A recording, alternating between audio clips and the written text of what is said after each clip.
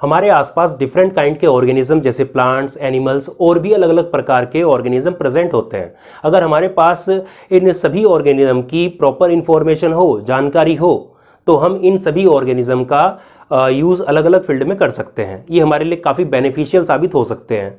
जैसे इन ऑर्गेनिज्म का यूज़, जैसे अगर पता हो, इंफॉर्मेशन हमारे पास हो, तो इंडस्ट्रीज़ के अंदर अलग अलग टाइप की इंडस्ट्रीज़ होती हैं, फॉरेस्ट्री के अंदर, एग्रीकल्चर के अंदर, मेडिकल फील्ड के अंदर अलग अलग फील्ड में हो सकता है। जैसे फॉर एग्जांपल हम बात करें अर्थवॉर्म, तो अर्थवॉर्म की जब स्टडी की तो पता लगा किस तरीके से ये कंपोस्ट तैयार करता है, जिसको वर्मी कंपोस्ट कहते हैं। अब ये वर्मी कंपोस्ट प्लांट की ग्रोथ के लिए काफ़ी अच्छी होती है, तो एग्रीकल्चर में हेल्प मिली। इसी तरीके से अलग अलग ऑर्गेनिज्म कहीं ना कहीं हमारे लिए बेनिफिशियल साबित हो सकता है। तो हमें पता लगता है किस तरीके से बेनिफिशियल हो सकता है, उससे क्या नुकसान हो सकते हैं, ये सभी बातें हमें पता लगती है जब उसकी स्टडी की जाती है।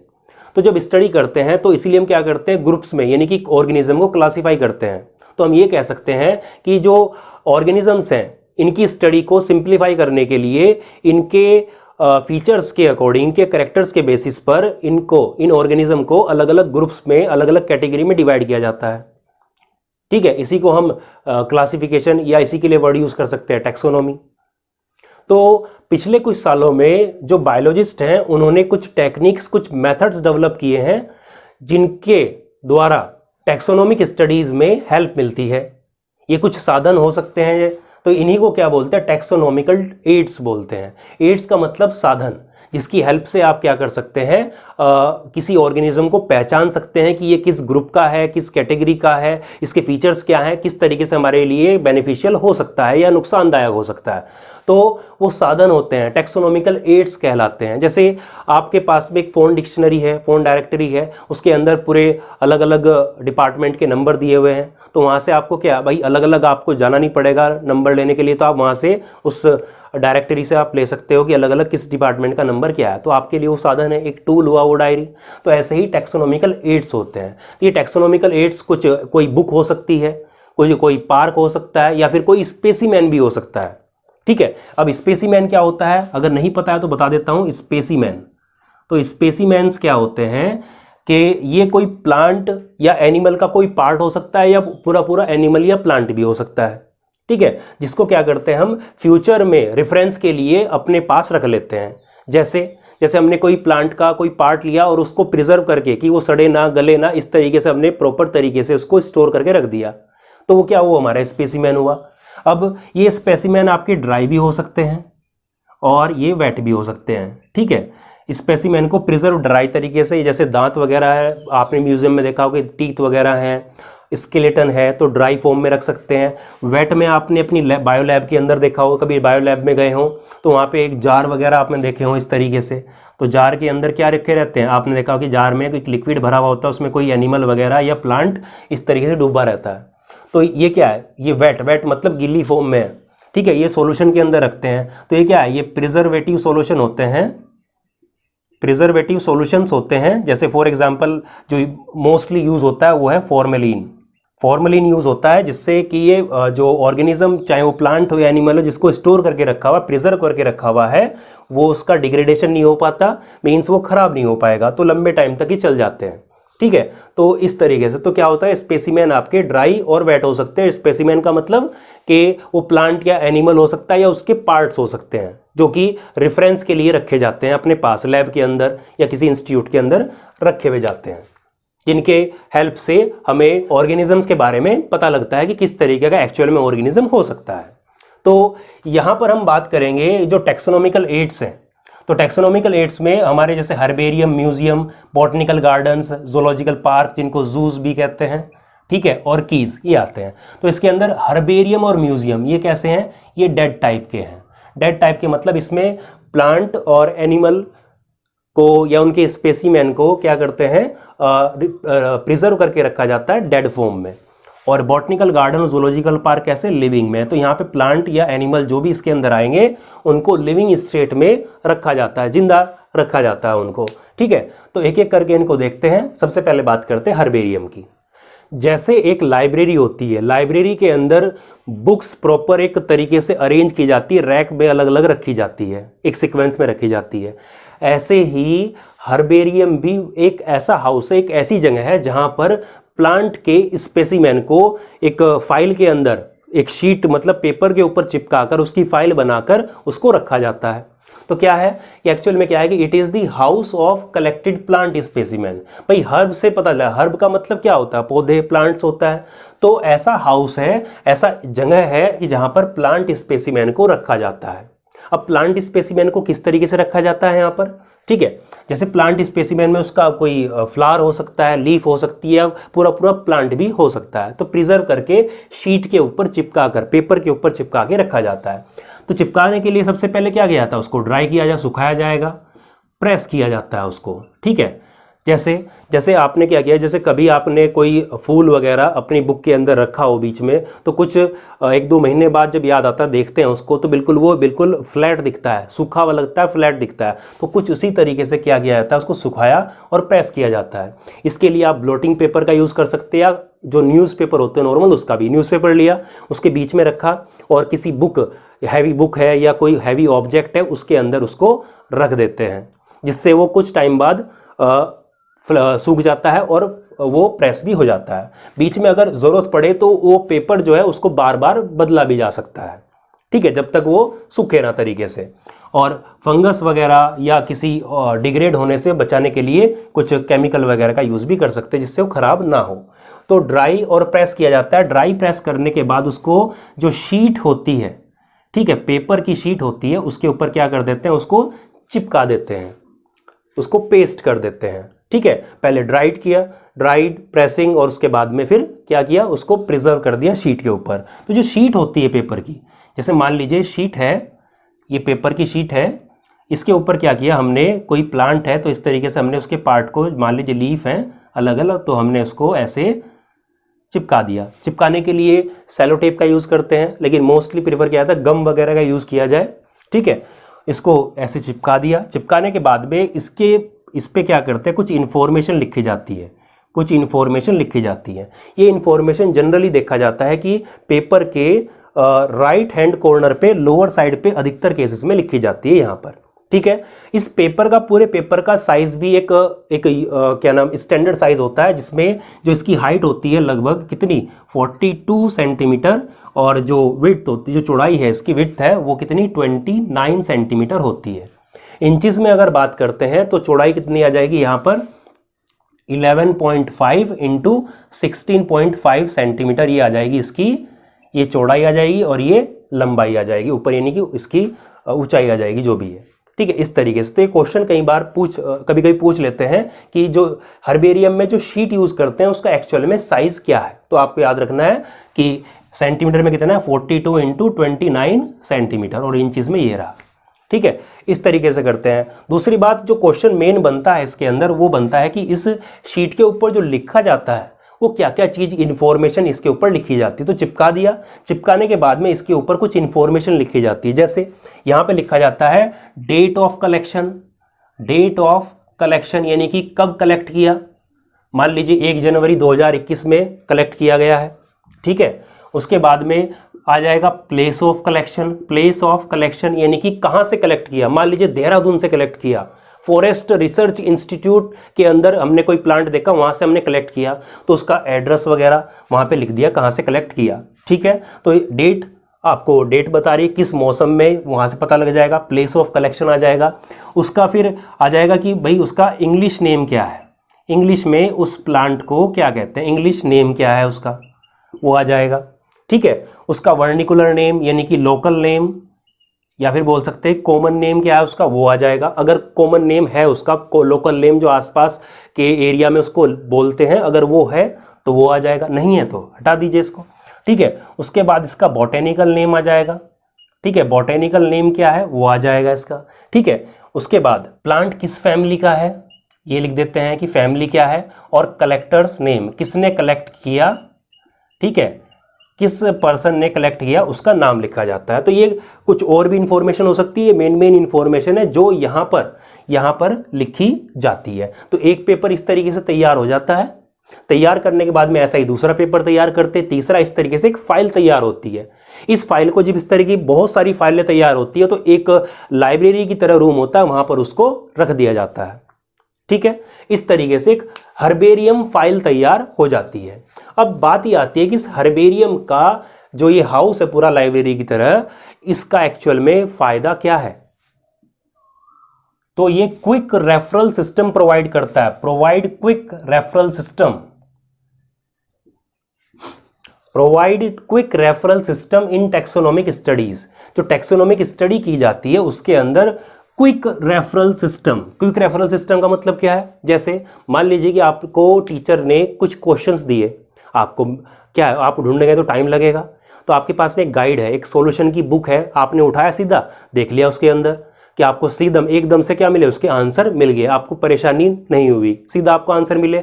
ऐसे ही क्या होता है कि जब भी किसी प्लांट के बारे में अगर पता करना है और हमारे पास उसकी हर्बेरियम की फॉर्म में इंफॉर्मेशन है तो उसको देखते ही हमें पता लग जाता है कि भाई डेट से पता लग जाएगा कि किस मौसम में ये उगता है, किस मौसम में अच्छी तरह से ग्रो करता है, किस एरिया में करता है। ठीक है, उसकी फैमिली वगैरह, उसके स्पीसीज वगैरह सब उसके बारे में इंफॉर्मेशन जो है वो पता लग जाती है हमें। तो एक तरह से क्विक रेफरल, एक तेजी, ठीक है, संदर्भ क्विक रेफरल सिस्टम की तरह काम करता है। मान लीजिए आपने जैसे 11th क्लास में हर्बेरियम फाइल बनाई, आप जो है एक एजुकेशनल ट्रिप पे गए थे, वहाँ पर जाके आपने कुछ प्लांट स्पेसिमेन इकट्ठे किए थे, उसका यूज़ करके आपने एक हर्बेरियम फाइल तैयार की। ऐसे ही अगले साल जो स्टूडेंट उस क्लास में आए, 11th क्लास में आए, अगली बार मान लीजिए ट्रिप नहीं जाता है, तो आप जो टीचर आपको बता रहे हैं उसके बारे में, उस प्रॉपर प्लांट के बारे में, तो आपको एग्जैक्ट वो उस हर्बेरियम फाइल को दिखा के आपको समझा सकते हैं किस तरीके का प्लांट है, कैसी हैबिटेट है और इसके फीचर्स क्या हो सकते हैं। तो टैक्सोनॉमिक स्टडी में एक क्विक रेफरल सिस्टम की तरह काम करता है। इस लाइन को याद रखेंगे, ये एग्जाम में यहाँ सीधा क्वेश्चन बन जाता है।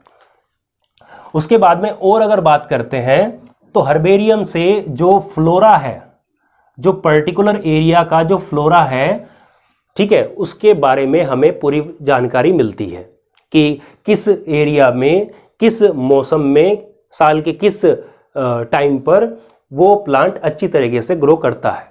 ठीक है, ये बारे में, इसके बारे में जानकारी हमें मिलती है। कुछ हर्बेरियम हाउस हैं जो कि काफ़ी फेमस हैं, जैसे जो बॉटनिकल गार्डन अभी हम पढ़ेंगे उस बॉटनिकल गार्डन के अंदर ही सिचुएट है मोस्टली। तो जैसे रॉयल बॉटनिकल गार्डन है, उसके अंदर एक हर्बेरियम है। जैसे इंडिया के अंदर है, कोलकाता के अंदर इंडियन बॉटनिकल गार्डन है, उसके अंदर है। ठीक है, ऐसे ही लखनऊ के अंदर है जो national botanical research institute NBRI, उसके अंदर हर्बेरियम है। तो उनको अलग अलग नाम से, उन्हीं के नाम के अकॉर्डिंग भी जाना जाता है। तो हर्बेरियम हाउस इस तरीके से प्रेजेंट है, कुछ जो फेमस है उनकी बात हमने की। अब बात करते हैं आगे, जो अगला टैक्सोनॉमिकल एड आता है वो है म्यूजियम। टैक्सोनॉमिकल एड है अगला म्यूजियम। तो म्यूजियम में क्या होता है? म्यूजियम के अंदर कलेक्शन होता है प्रिजर्व प्लांट और एनिमल्स का, जिससे कि हमें स्टडी और रेफरेंस मिल जाता है अलग अलग प्लांट्स के बारे में और एनिमल्स के बारे में। तो एनिमल और प्लांट दोनों के लिए देखिए, जो हर्बेरियम था वो सिर्फ वहाँ पर स्पेसिमेन था, सिर्फ प्लांट्स का। यहाँ पर बात करते हैं म्यूजियम, तो म्यूजियम के अंदर जो स्पेसिमेन है वो प्लांट और एनिमल दोनों है। ठीक है, दोनों के स्पेसिमेन है, वो भी डेड टाइप का था, ये भी डेड टाइप का। प्रिजर्व किया जा रहा है तो उसका मतलब क्या है? वो डेड टाइप के हैं। ठीक है, यानी कि लिविंग फॉर्म में प्रिजर्व नहीं किया। म्यूजियम में आप देखते ही हैं, तो म्यूजियम के अंदर प्लांट और एनिमल के स्पेसिमेन रखे जाते हैं।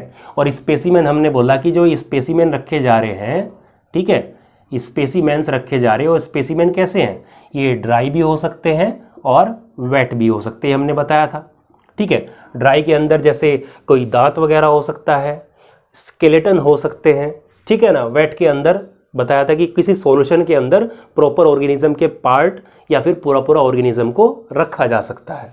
और वेट के लिए जो सॉल्यूशन बताया था वो कौन सा था? नॉर्मली स्कूल में देखते हैं आप तो फॉर्मलिन था। 40% जो फॉर्मेल्डिहाइड का सॉल्यूशन होता है उसको फॉर्मलिन कहते हैं। ठीक है, तो इस तरीके से रखा जाता है। जनरली जो म्यूजियम होते हैं इनको सेट किया जाता है, मीन्स ओपन, ये जो खोले जाते हैं मोस्टली ये एजुकेशनल इंस्टीट्यूट, जो एजुकेशनल इंस्टीट्यूट्स होते हैं जैसे स्कूल, कॉलेज, अलग अलग यूनिवर्सिटीज़ वगैरह, तो उसके अंदर ये खोले जाते हैं। ठीक है, वहाँ पर ये सेट किए जाते हैं, जिससे कि स्टूडेंट्स को डिफरेंट काइंड के ऑर्गेनिज्म जिसके जो स्पेसिमेन प्रिजर्व किए गए हैं एग्जैक्ट दिखा के उनके बारे में इंफॉर्मेशन स्टूडेंट्स को दी जा सके। ठीक है, ऐसे ही अगर इंसेक्ट्स वगैरह को भी प्रिजर्व किया जा सकता है, तो इंसेक्ट्स को किसमें, इंसेक्ट बॉक्स के अंदर, इंसेक्ट को इंसेक्ट बॉक्स होते हैं, उन इंसेक्ट बॉक्स के अंदर रखा जाता है। पहले उनको कलेक्ट किया जाता है, जैसे नेट वगैरह लेते हैं इस तरीके से नेट से पकड़ लेते हैं। ठीक है, तो पहले उनको क्या किया जाता है, कलेक्ट किया जाता है। ठीक है, उसके बाद क्या किया जाता है, उनको मार दिया जाता है, किसी केमिकल वगैरह का यूज़ करके उनको मार दिया जाता है, और मारने के बाद में उसको पिन वगैरह लगा के उनको एक बॉक्स में, इंसेक्ट बॉक्स होता है, ठीक है, उसके अंदर उनको अरेंज कर दिया जाता है। जैसे हम बोलते हैं कि एक दीवार के अंदर पिन का यूज़ करके आप अलग अलग कुछ तस्वीरें, कुछ कार्ड वगैरह अगर लगा देते हो पिन का यूज़ करके, जैसे स्कूल वगैरह में लगाते हैं, इस तरीके से क्या करते हैं, पिन का यूज़ करके अलग अलग टाइप के जो इंसेक्ट है उनको लगा देते हैं एक सीक्वेंस में। तो इंसेक्ट बॉक्स में इंसेक्ट को ऐसे किया जाता है। दूसरे अगर बात करें कि ऑर्गेनिज्म अगर बड़ा है, एनिमल्स अगर बड़े हैं, जैसे मैमल्स की बात करें, ठीक है, मैमल्स हैं, ठीक है, और जैसे बर्ड्स हैं, इनको अगर प्रिजर्व करके रखना है एक म्यूज़ियम के अंदर, तो क्या करते हैं, इनके इंटरनल ऑर्गन को निकाल लेते हैं और इनको कुछ केमिकल वगैरह कुछ अंदर इनके भर दिया जाता है, स्टफिंग की जाती है, और ऊपर से जो है एक ट्रीटमेंट दिया जाता है केमिकल का, जिससे स्किन वगैरह ख़राब ना हो। तो प्रॉपर तरीके से इनको रख दिया जाता है स्टफिंग वगैरह करके। तो इस तरीके से म्यूज़ियम तैयार किए जाते हैं। तो म्यूज़ियम में क्या होते हैं, आपको याद रखना है, प्लांट और एनिमल्स के स्पेसिमेन होते हैं वहाँ पर। हर्बेरियम में सिर्फ किसका था, सिर्फ प्लांट का था, वो भी डेड टाइप का था, टैक्सोनॉमिकल एड, और ये भी डेड टाइप का है। जो इम्पोर्टेंट जो म्यूज़ियम है, ठीक है, उनकी बात कर लेते हैं। जो इंडिया के अंदर हैं, जैसे national museum of natural history, ये दिल्ली के अंदर है। अगली बात करते हैं prince of Wales museum Mumbai. तो ये कुछ इंपॉर्टेंट है जिनकी बात हमने की, म्यूजियम। ठीक है, अब अगला टैक्सोनॉमिकल एड आता है जिसका नाम है बॉटनिकल गार्डन, जो कि लिविंग टैक्सोनॉमिकल एड की कैटेगरी में आता है। तो नंबर 3 का जो टैक्सोनॉमिकल एड आता है वो है बॉटनिकल गार्डन। जैसा कि हमने कहा था कि लिविंग टाइप का टैक्सोनॉमिकल एड है, तो इसके अंदर क्या है कि कलेक्शन होते हैं लिविंग प्लांट्स के लिए। लिविंग प्लांट को क्या किया जाता है, ग्रो किया, भाई प्लांट्स को ग्रो किया जा रहा है, अलग अलग डिफरेंट एरिया में जो प्लांट पाया जाता है उसको एक पर्टिकुलर एरिया में ग्रो करा दिया। और ग्रो कराने से क्या हेल्प मिलेगी, जो अलग अलग एरिया मिलते हैं वो एक ही जगह पर मिलेंगे, तो उससे क्या मिलेगा, रेफरेंस के लिए, यानी कि उससे स्टडी में हेल्प मिलेगा, आइडेंटिफिकेशन पर्पसेस के लिए कि किस तरीके का प्लांट होता है। मान लीजिए कि एक प्लांट है वो सिर्फ इधर के एरिया में उगता है, नॉर्थ इंडिया में, उसको साउथ इंडिया में अगर देखना है वहाँ पे ग्रो कराया, तो वहाँ के बच्चों को हम दिखा सकते हैं कि किस तरीके का प्लांट होता है अगर वहाँ पे ग्रो किया हुआ है, कुछ स्पेशल कंडीशन देके। तो collection of living plants for reference for identification purposes.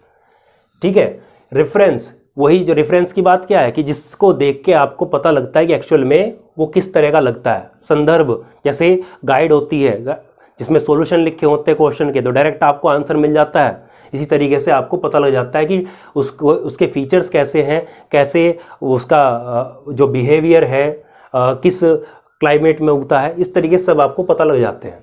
तो बॉटनिकल गार्डन के अंदर जो प्लांट्स ग्रो किए जाते हैं, तो प्लांट को जब ग्रो किया जाता है तो उसके ऊपर उसका बॉटेनिकल नेम लिखा जाता है, बॉटेनिकल नेम लिखा रहता है, साथ में फैमिली लिखी रहती है, साथ में फैमिली लिखी रहती है। तो दो चीज़ें उसके ऊपर लिखी रहती है, बॉटनिकल नेम और फैमिली। ये आपने अपने जैसे रेलवे स्टेशन वगैरह है या कोई यूनिवर्सिटी है, तो वहाँ पर आप किसी प्लांट को देखते तो जनरली लिखे रहते हैं उस पर, वहाँ पर भी बॉटनिकल नेम और उसकी फैमिली लिखी रहती है। कभी ध्यान दीजिएगा इस बात पे, ठीक है। तो ये बॉटनिकल नेम और उसकी फैमिली लिखी रहती है। तो ये होते हैं बॉटनिकल गार्डन।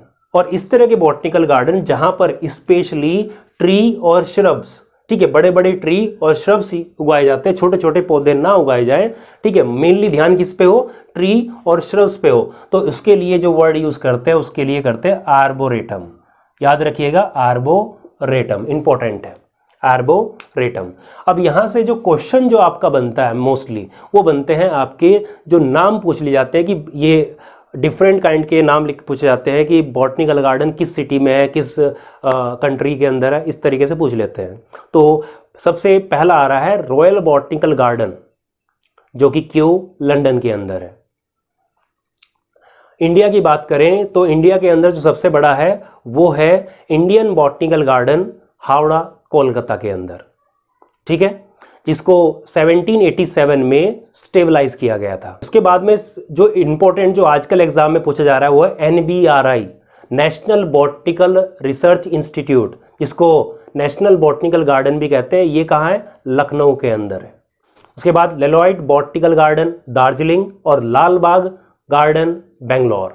ये कुछ इंपॉर्टेंट है जो आपके एग्जाम के लिए काफ़ी इंपॉर्टेंट हो सकते हैं। देखिए, आपको एक तो NBRI का खास ध्यान रखेंगे, और इन्हीं के अंदर जो ये नाम लिखे हैं इन्हीं के अंदर क्या होते हैं, जैसे रॉयल बॉटनिकल गार्डन है, Indian botanical garden Kolkata, NBRI Lucknow, इन्हीं के अंदर क्या है, हर्बेरियम हाउस भी प्रेजेंट है।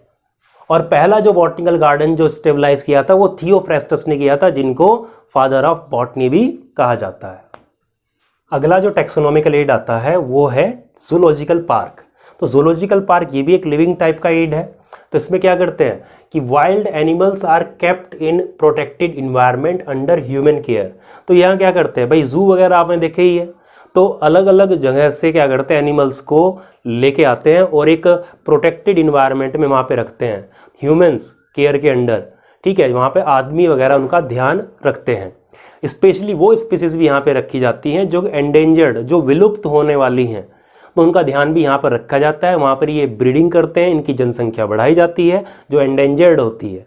और इनका जो मेन एम होता है कि पब्लिक एग्जीबिशन के लिए इनको खोले जाते हैं, इनकी पब्लिक आके यहाँ पे देख सकती है। देखने से क्या फ़ायदा मिलेगा, उनको पता लगेगा, वाइल्ड लाइफ के बारे में पता लगेगा, समझने में हेल्प मिलेगी, कि एनिमल्स किस तरीके से रहते हैं, खाते हैं, उनका बिहेवियर क्या है, वो सब उनको पता चलता है जूलॉजिकल पार्क से। तो काफ़ी हेल्प इनसे स्टडी के लिए मिलती है। कभी कभी ट्रिप जाता है तो जू के अंदर चला जाता है बच्चों का, तो वहाँ से अलग अलग टाइप के और एनिमल्स देखने को मिलते हैं, तो उनको पता लगता है एक्चुअल में ये ऑर्गेनिज्म कैसा है, बिहेवियर कैसा है, काटता है भाई, किस तरीके से हार्म पहुंचा सकता है या बेनिफिशियल है, जो भी है वो उसके बारे में पता चल जाता है। तो ये भी कैसा है, ये भी एक लिविंग टाइप का है, जिसके अंदर क्या है भाई, जूलॉजिकल है, जू है तो क्या एनिमल, तो यहाँ पर एनिमल्स रखते हैं।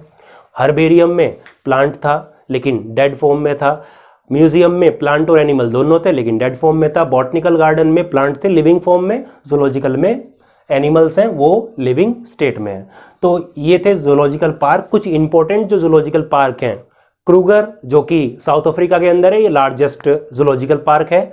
इंडिया की बात करें तो नेशनल जूलॉजिकल पार्क जो कि दिल्ली के अंदर है। तो लास्ट जो कैटेगरी आ रही है टैक्सोनॉमिकल एड की वो है कीज। तो कीज क्या है, कीज वो जो टैक्सोनॉमिकल एड होते हैं जो कि यूज किए जाते हैं for identification of plants and animals based on similarities and dissimilarities. एक तरह से चार्ट मान सकते हैं आप, ठीक है। चार्ट होता है जिसके अंदर देख के हम सिमिलैरिटी और डिससिमिलैरिटी, मान लीजिए किसी ऑर्गेनिज्म को पहचानना है तो उस चार्ट के बेसिस पे देखेंगे कि भाई ये सिमिलैरिटी इसके अंदर है तो टिक लगा देते हैं, नहीं है तो उसको कट कर देते हैं। इस तरीके चार्ट से मैच करता है। तो सिमिलैरिटी और डिससिमिलैरिटी इसके बेसिस पे होता है। कैसे होता है देखिए, तो कीज के अंदर क्या है, कॉन्ट्रास्टिंग करेक्टर्स के ऊपर बेस होती है की, जो कि कॉन्ट्रास्टिंग करेक्टर कैसे होते हैं, ये भाई अपोजिट करेक्टर होते हैं जो कि पेयर में होते हैं। जैसे आपने 10th क्लास में पढ़ा था कि कॉन्ट्रास्टिंग करेक्टर, एक टॉल था प्लांट, एक डार्क प्लांट था, इस तरीके से पढ़ा था। तो ऐसे ही क्या होते हैं कि पेयर में होते हैं, उनको क्या बोलते हैं, कपलेट। देखिए एग्जाम्पल समझते हैं, मान लीजिए कि मैमल्स हैं, मैमल्स में जैसे हम आते हैं, गायें भैंस से आती हैं, मैमल्स हैं। एक तरफ मान लीजिए रेप्टाइल्स हैं, ठीक है। तो इनकी लिस्ट हमारे पास है। तो मान लीजिए मैमल्स के अंदर हम बोलते हैं कि पूरी बॉडी पे क्या होते हैं, हेयर्स होते हैं, ठीक है। इनके पास हेयर हैं, नहीं है, ठीक है। दूसरी बात हम बात करते हैं कि ये मेमोरी ग्लैंड्स होती है इनके पास में, ठीक है, मेमोरी ग्लैंड्स होती है, इनके पास में नहीं होती है, ठीक है। बात करते हैं इन पे स्केल्स नहीं होते, रेप्टाइल में स्केल्स होते हैं। इस तरीके से हम बोलते हैं ये रेंग के नहीं चलते, ये रेंग के चलते हैं। इस तरीके से हमारे पास एक चार्ट है। तो करेक्टर्स देखिए, कॉन्ट्रास्टिंग करेक्टर, जैसे हेयर की बात करते हैं तो यहाँ पर हेयर की बात करते हैं तो हेयर यहाँ पर है, यहाँ पर नहीं है। तो हाँ और ना, हाँ और ना, इस तरीके से क्या है, जो कैरेक्टर्स है वो किस में, पेयर्स में है। तो इन पेयर को हम क्या बोलते हैं, जैसे एक पेयर ये बन गया तो उसको क्या क्या बोलेंगे, कपलेट बोल लेंगे। दूसरा कपलेट कौन सा हो गया, नीचे वाला हो गया। तीसरा कपलेट कौन सा हो गया, नीचे वाला हो गया। इस तरीके से एक चार्ट होता है। तो मान लीजिए हमने क्या देखा, एक चौपाया जानवर, 4 पैरों वाला जानवर देखा, तो हम देखते हैं कि भाई उस पर बॉडी पे हेयर है, हाँ हेयर, तो टिक लगा देंगे, हाँ हेयर है। मेमोरी ग्लैंड्स है, हाँ है। उसके बाद उस पर स्केल्स है, नहीं है। तो जिससे भी ज़्यादा सिमिलरिटी मिलेगी, मान लीजिए मैमल के साथ मिल रही है तो मैमल्स के अंदर डाल दिया जाएगा, रेप्टाइल के साथ मिलेगी तो रेप्टाइल में कर दिया जाएगा। तो जब भी हम उसको एक ऑर्गेनिज्म को क्लासीफाई करते हैं, इनके अकॉर्डिंग मतलब देखते हैं, पहचानने की कोशिश करते हैं। तो एक कैरेक्टर हमने देखा, तो एक कैरेक्टर जैसे हमने देखा कि हेयर प्रेजेंट है, ठीक है, टिक लगा दिया। दूसरे को क्या कर दिया, रिजेक्ट कर दिया। यानी कि यहाँ पर जो 2 स्टेटमेंट दिखाई दे रही है, एक स्टेटमेंट ये है कि हाँ है, दूसरी क्या है, नहीं है। तो हर एक स्टेटमेंट को तो क्या बोलते हैं, लीड बोलते हैं। दूसरी बात इसमें क्या होता है कि एक लीड, एक स्टेटमेंट को एक्सेप्ट किया जाता है, दूसरे को रिजेक्ट कर दिया जाता है। ठीक है, बोलते हैं कि हेयर है, हाँ है, दूसरे वाला नहीं है। ठीक है तो ठीक है, नहीं है तो दूसरे वाले स्टेटमेंट को रिजेक्ट कर दिया। एक को एक्सेप्ट किया जाता है, एक को रिजेक्ट किया जाता है। तो हर एक कपलेट में क्या है, 2 स्टेटमेंट है, एक को रिजेक्ट किया जाएगा, एक को एक्सेप्ट किया जाएगा। और हर एक स्टेटमेंट को क्या बोलते हैं, लीड कहते हैं। तो यहाँ पे ध्यान रखिएगा कि कपलेट और लीड, इससे क्वेश्चन पूछे गए हैं। ठीक है, तो आपको याद रखना है कॉन्ट्रास्टिंग कैरेक्टर्स जो कि पेयर में होते हैं उनको कपलेट बोलते हैं, और एक कपलेट के जो स्टेटमेंट होते हैं, अलग अलग स्टेटमेंट है, उनको लीड कहते हैं। तो इन पे क्वेश्चन कई बार बने हुए हैं। ठीक है, दूसरी बात आती है कि क्या है, एनालिटिकल है, नेचर में एनालिटिकल होती है। और जितनी भी कैटेगरीज होती हैं, टैक्सोनॉमिक कैटेगरी जैसे स्पीसीज, जीनस, फैमिली, ऑर्डर, जितनी भी होती हैं, अलग अलग के लिए अलग अलग जो की है वो यूज की जाती है। अब कीज के अंदर ही कुछ डिफरेंट काइंड के जो टाइप्स आते हैं उनकी बात कर लेते हैं कि कौन कौन सी इसके अंदर आते हैं, जिससे टैक्सोनॉमिक स्टडी में हेल्प मिलती है। तो इसमें पहले बात कर लेते हैं कैटलॉग की। तो कैटलॉग क्या होती है, एक छोटी सी बुकलेट होती है। जैसे आप पेंट वगैरह की दुकान पे गए हो तो वहाँ पे आप देखते हो कलर के लिए सबसे पहले आपको छोटी सी एक बुकलेट दिखाई जाती है, उसमें डिफरेंट कलर्स होते हैं। या फर्नीचर या किसी और दुकान पे जाते हैं तो आपको एक पहले परफॉर्मा दिया जाता है, उसमें आप सेलेक्ट करते हैं। शूज़ की दुकान पे जाते हैं, वहाँ पे आपको कैटलॉग दिखाई देता है। तो इस तरीके से क्या होते हैं, वो छोटी सी बुकलेट होती है, वो कैटलॉग होती है। और वो अगर टैक्सोनॉमिक के से रिलेटेड है तो उसको क्या बोलते हैं, टैक्सोनॉमिक कैटलॉग उसको कहते हैं। तो इसमें क्या होता है, बुकलेट में जो क्या क्या हो सकता है कि एक पर्टिकुलर एरिया में पाए जाने वाले जो स्पीसीज हैं उसके नाम होते हैं अल्फ़ाबेटिकल ऑर्डर में। ठीक है, इसी तरीके से और क्या हो सकता है इसके अंदर, जो कैटलॉग ऐसी भी हो सकती है कि बॉटनिकल जो बुक्स होती है बॉटनी से रिलेटेड, ठीक है, उसके टाइटल के नाम होते हैं, ऑथर के नाम होते हैं, पब्लिकेशंस जो होते हैं उनके नाम हो सकते हैं उनके अंदर। ठीक है, तो कैटलॉग क्या होती है, एक छोटी सी बुकलेट होती है। ऐसे ही हम बात करते हैं फ्लोरा क्या है, अगला जो कैटेगरी आती है इसी के अंदर, की के अंदर फ्लोरा। तो फ्लोरा कैसे हेल्प करता है, तो इसमें क्या होता है, कई flora contains actual account of habitat and distribution of plant of A given area. एक पर्टिकुलर एरिया के अंदर प्लांट किस तरीके से है, उसका डिस्ट्रीब्यूशन के फैले हुए कैसे है, किस तरीके से लगे हुए हैं, ठीक है, उनका जो रहते मतलब किस एरिया में पाए जाते हैं, उनका हैबिटेट क्या है, यानी कि पानी में रहते हैं, एक्वेटिक ज़्यादा है कि टेरेस्ट्रियल ज़्यादा है। इस तरीके से फ्लोरा मतलब भाई प्लांट के लिए यूज़ करते हैं फ्लोरा, और फोना करते हैं एनिमल्स के लिए। तो वो एरिया एक्चुअल में तो प्लांट के हैबिटेट के बारे में, उसका जो डिस्ट्रीब्यूशन है उसके बारे में हमें पता लगता है कि एक्चुअल में उस एरिया में किस तरीके के प्लांट पाए जाते हैं। जैसे हिमालय रेंज में जाते इतना ऊपर जाते हैं तो बीच में आपको दिखाई देते पाइनस के ट्री दिखाई देते, चीड़ के, ठीक है। ग्रासलैंड में आते हैं अलग टाइप के दिखाई देते हैं, साउथ इंडिया में अलग टाइप के जो ट्री हैं वो दिखाई देते हैं। तो पता लगता है किस तरीके का उसका एरिया है, किस तरीके के प्लांट वहाँ पर पाए जाते हैं। तीसरी आती है मैनुअल्स। तो मैनुअल्स क्या है, एक छोटी हैंडबुक होती है जिसके अंदर क्या होती है, एक पर्टिकुलर एरिया में पाए जाने वाले प्लांट स्पीसीज के नेम होते हैं, उसके आइडेंटिफिकेशन पर्पस के लिए काम में आते हैं। ये तीन थी। लास्ट की बात करते हैं, तो लास्ट में आता है मोनोग्राफ्स। तो मोनोग्राफ्स क्या है, जिसके अंदर इंफॉर्मेशन होती है किसी एक सिंगल टैक्सन के बारे में, contain information on any one taxon, ठीक है। तो इस तरीके से एक एक लाइन, इस तरीके जो लाइन लिखी हुई है उसको आप याद रखेंगे, ठीक है।